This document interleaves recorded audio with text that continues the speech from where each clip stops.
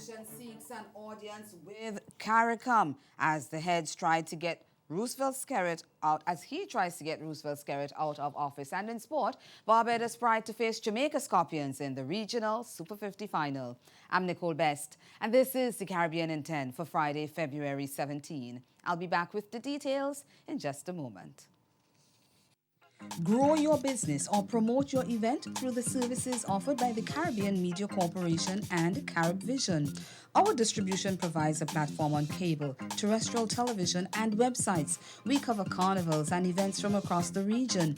We can bring your event live and alive to the world. For music makers, program producers, businesses, we can expand your reach to in excess of 2 million households daily. Our other services include news updates to enhance your media products, studio space for program and development. We can facilitate the launch of new products and services and training.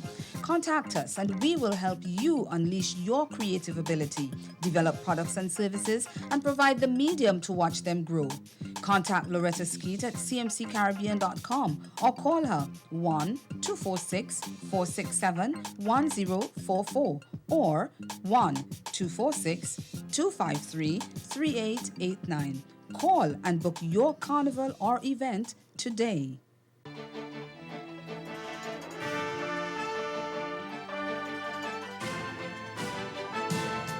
Dominica's opposition leader Lennox Linton and 2 other senior members of his United Workers' Party are in Guyana to make a case to regional leaders about why Prime Minister Roosevelt Skerrit should be removed from office. Linton has traveled up with UWP Senator Dr. Thompson Fontaine and Roseau Central MP Joseph Isaac to the leaders' intercessional meeting. And he said the team will be sensitizing CARICOM members about what is going on in Dominica and what the implications are for CARICOM.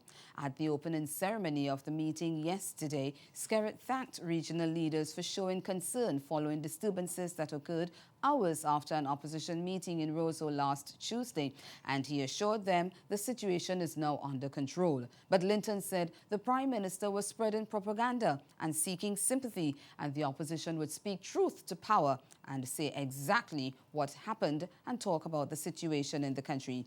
He is hoping for the leaders' support. We want the community, the heads of government of the community, to act urgently in the best interest of the people of CARICOM to resolve what we consider to be very disturbing developments in Dominica. Those involve the corrupt granting of economic citizenship, risky economic citizenship revenues, and very critically, the sale of diplomatic passports, the creation of counterfeit diplomats, supposedly serving as envoys for Dominica, but really involved in criminal activity around the world. And Prime Minister Skerrit has criticized the opposition move to complain to CARICOM heads. Speaking from Guyana on local radio station Kyrie FM, he said Dominica is a sovereign state and he has no intention of airing the country's internal wranglings in public. The presence of Mr. Linton and his 2 colleagues here is a further testimony to the fact that Mr. Linton has no interest in the welfare and well-being of Dominica.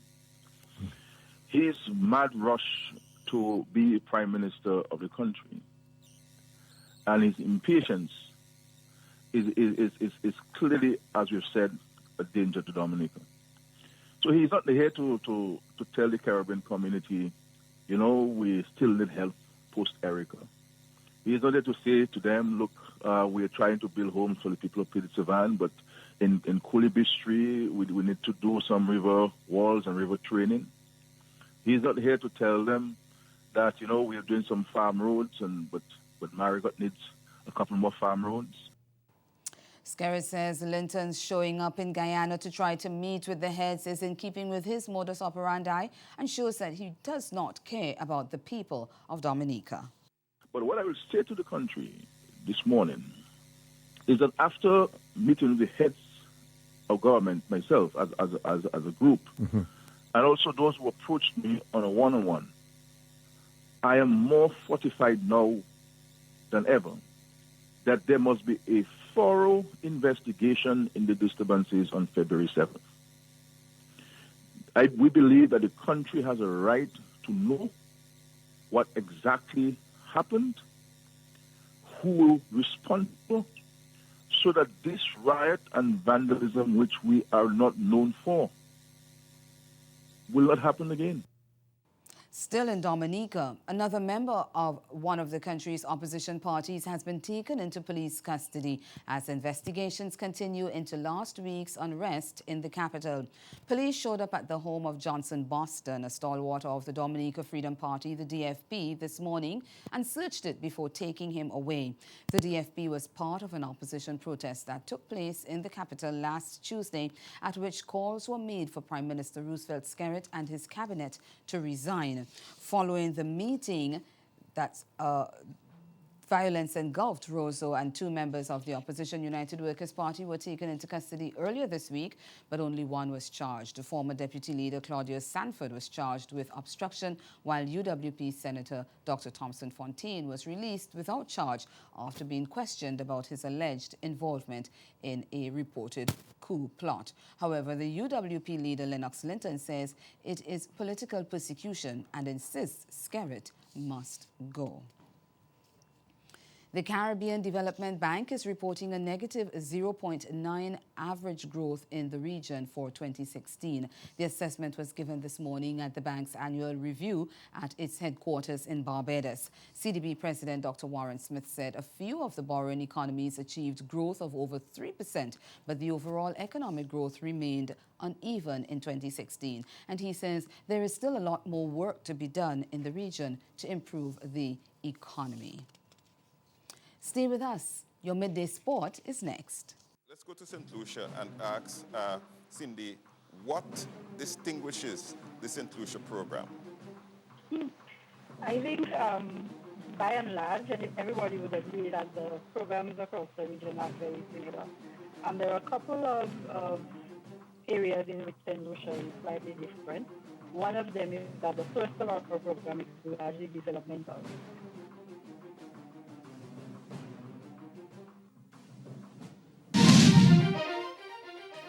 The Jonkonu's fife, the rhythm of the drum, the strum of the pan, the lilt of the voice from island to mainland, all pigments and tones, old and young, his and hers, all we are one.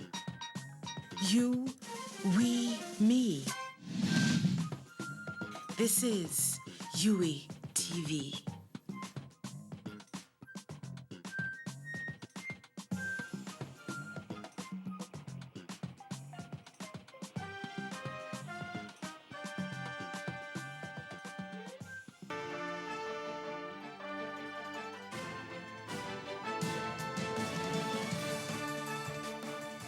Shea Hope broke a 25-year-old record as Barbados Pride last night brushed aside a jaded Leeward Islands Hurricanes by 110 runs to set up a rematch with Jamaica Scorpions in tomorrow's final of the Regional Super 50 in the second day-night semi-final at Coolidge Cricket Ground.